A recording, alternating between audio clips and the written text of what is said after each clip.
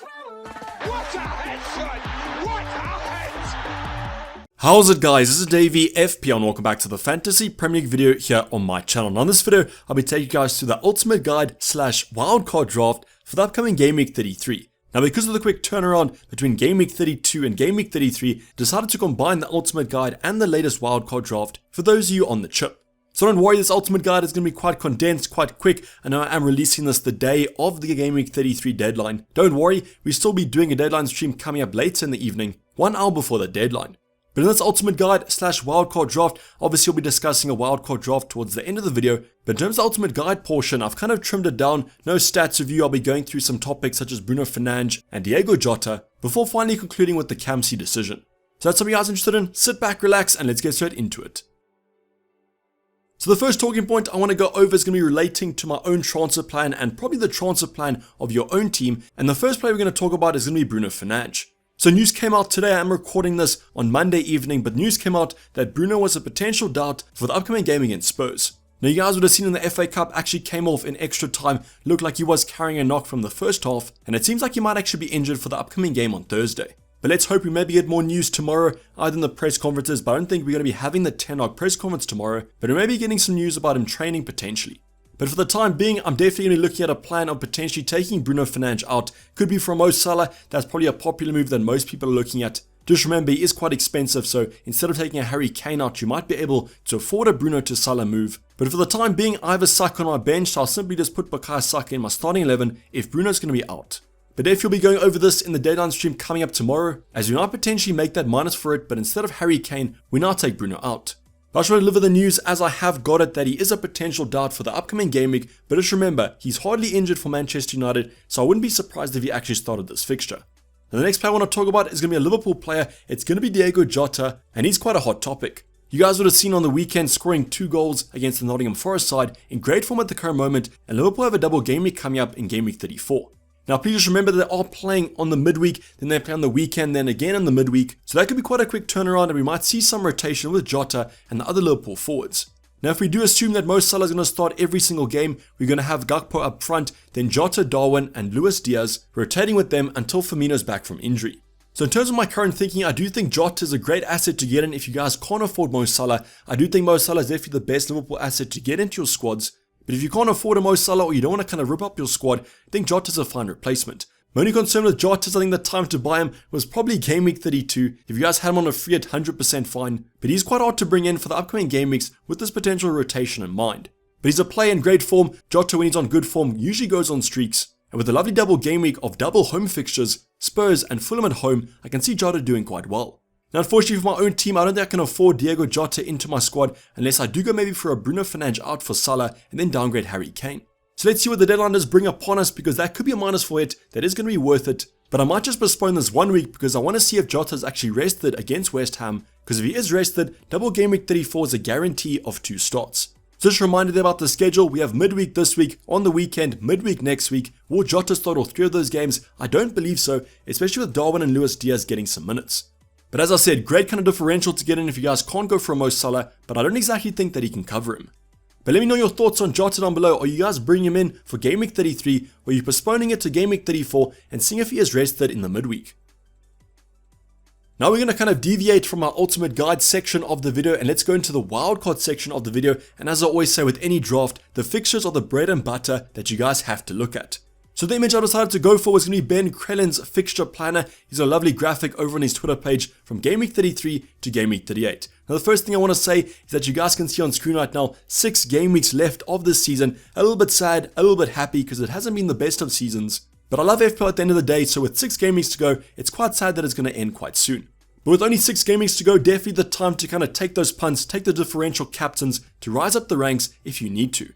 Now firstly, let's go over the game week schedule, game week by game week, showing you guys what you have to be prepared for, and luckily no blanks are coming up. So we have game week 33, the upcoming game week, a nice single game week there, obviously a midweek game week, then you have double game week 34, taking a weekend and the midweek next week, then game week 35, a single game week, 36, 37, double game weeks, and finally game week 38.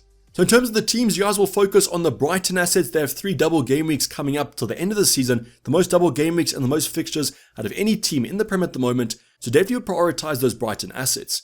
We had Chelsea with a double game week in 37, but that's against Man City and United away. Tough double on paper, so I can't really recommend too many of the assets, but with Bournemouth in 35, Nottingham Forest in 36, they could be worth a punt. We know those Fulham assets who I can't really look at. If Mitrovic was maybe fit, I could go for him in the forward department, but with Man City at home and Liverpool away, that's quite a tough double. We know Liverpool with a double game week of 2 home fixtures, Spurs and Fulham at home. Game week 34, great double to go for potential captaincy options if you guys do want to go a little bit differential. But I'd safe to assume that most people will be on Erling Haaland for the double game week of Fulham away and West Ham at home, as on paper those fixtures look simply outstanding.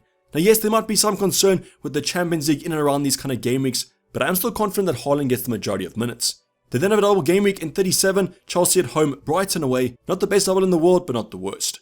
We then have United with Aston Villa at home and Brighton away in terms of double game week 34, then Bournemouth away and Chelsea at home in game week 37. Now the United assets are quite hard to kind of go for. I think a Rashford is kind of nailed in to most wildcard drafts. In terms of the defensive department, with all their injuries, I can't really recommend too many of the defenders, and if you do go for Luke Shaw, just be prepared for him to play centre back. Then in terms of Bruno, as we said earlier in the video, potentially out with a knock, and how long is that knock actually going to keep him out for? If it's going to be for 2 games, I can't really see myself keeping him for double game week 34, and that's how on a wildcard I'd probably hedge my bets and go without him.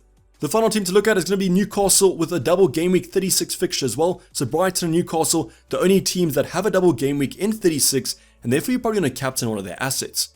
So that's super integral to the transfer plan because I'll be looking at Isaac to bring in for game week 36, and he's a standout captaincy option with Brighton having Arsenal away and Newcastle away as well. So Newcastle, all eyes on them, have a pretty strong defense, and their attack, as you would have seen against Spurs, looks pretty good. Other than that though, there are obviously teams that you can look at with all single game weeks. I mean, should we be ignoring the Arsenal assets? Will they still win the title? I mean, Nottingham Forest in game week 37 and Wolves in 38. They could potentially do quite well, but that is in the distant future. So maybe kind of 1 week punts in game week 38, we could look at the Arsenal assets, but there are other few teams that you could also look at if you want to go differential. But the teams I definitely would focus on for your free transfers on a wildcard are going to be Brighton, Liverpool, Man City, and Man United. Sprinkle in a couple of Newcastle players, and you've got your wildcard draft, so let's go on to that. So I'm going to do things a little bit differently here. Let's go over the wildcard draft. Let's get the money out of the way. I had 1.5 million left in the bank, so you guys can make quite a big upgrade. Now, instead of going kind of position by position, I'm really going through the teams as I've just mentioned, teams to target with double game weeks. So the first team is the obvious one. It's going to be the Brighton assets, and I've decided to go differential here. I've gone for 3 Brighton midfielders, Solly March, McAllister, and Matoma. So yes, the 3 M's in midfield. I think it's a nice differential punt to go for. I don't really trust the Brighton defense that much, and I think the attacking stats are simply outstanding for Brighton, so why not go for these 3 attackers? Now I know McAllister might play as a CDM position, but I think we saw in the FA Cup when Veltman came onto the field back into the number 10 slot, and I'm pretty confident he'll start the majority of minutes there. So that's right, the 3 M's, March, McAllister, Matoma, nice little differential punt to go for, but obviously if you guys want to go for an Estupinan, that's also 100% fine. Now I can't really comment too much about the Steele vs Sanchez debate, as you would have seen Sanchez play the FA Cup, played pretty well, so will he be the starting goalkeeper? Who kind of knows, and that's why I probably won't go for one of their assets, at least in the goalkeeper department.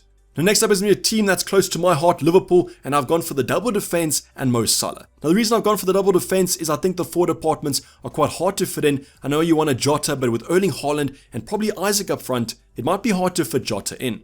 So that's why I went for the slightly safer route here. Trent, Robertson probably won't be rotated in many games, whereas Jota might get some managed minutes. And you would have seen on the weekend that Robertson is still getting loads forward, even in that new formation. Now Trent and Salah are no-brainers. You guys have to go for them on a wildcard, as those 2 might be your differential players on the non-wildcard users. Now in terms of Van Dijk, Robertson, still do prefer Robertson. As I mentioned, still getting that attacking threat in the new formation. Now let's complete our midfield because we're 1 player off. I'm going to start in Rashford at this current moment, and he's going to be our sole United option. The reason for that, as I've mentioned, Luke Shaw playing centre back, the defensive injuries and the defensive frailties. Then in terms of Bruno, currently injured, so I decided to go differential with my 3 Brighton mids instead of Bruno. But I can't go without Rashford, the best United player to own at the current moment. Coming back from that injury, looked a little bit rusty in the FA Cup, but towards the end of the fixture, looked a lot better. Now we're going to go into our defensive department, and I'm going to go for a double up with Trippier and Fabian Schär. Fabian Schär's attacking threat this week was absolutely great, and that's why I want to double up with Fabian Schär and Trippier at their more expensive price points than say a Botman.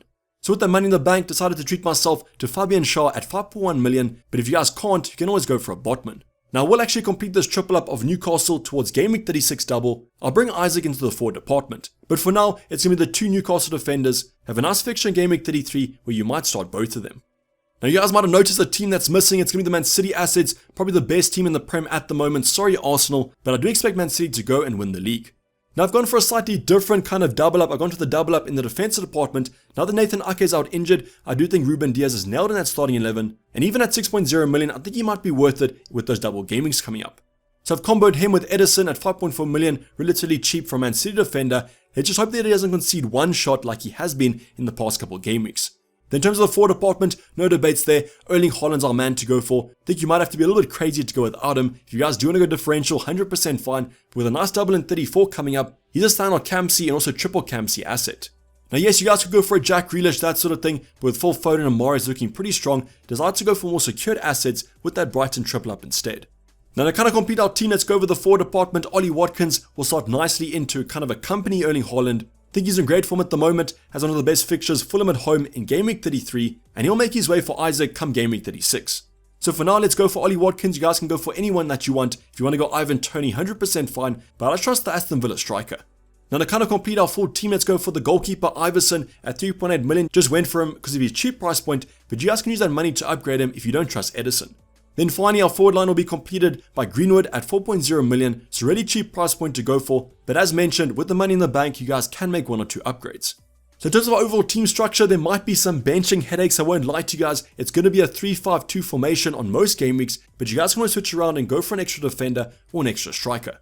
So this is kind of a good template to go for, and you guys would have seen how I built my wildcard draft. I think you guys should do exactly the same. Go over each team, select your best assets from them, and then kind of just mix and match until you're happy with the formation.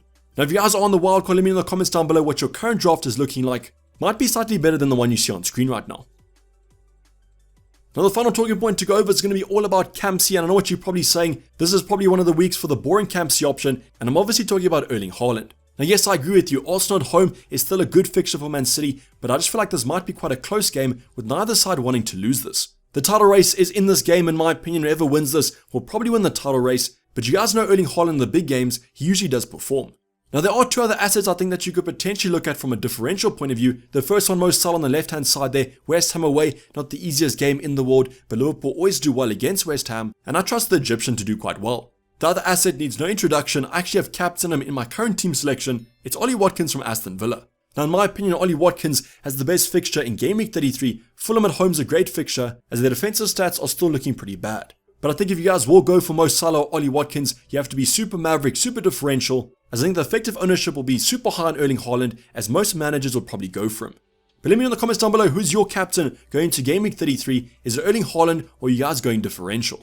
Now for those of you that are interested in kind of projected points, went over to Fantasy Football Fix, went onto the projected points metrics, and you guys can see on screen right now, Erling Haaland projected to score the highest with 6.2. Closely followed by Ollie Watkins with 5.9, and then Mo Salah with 5.2.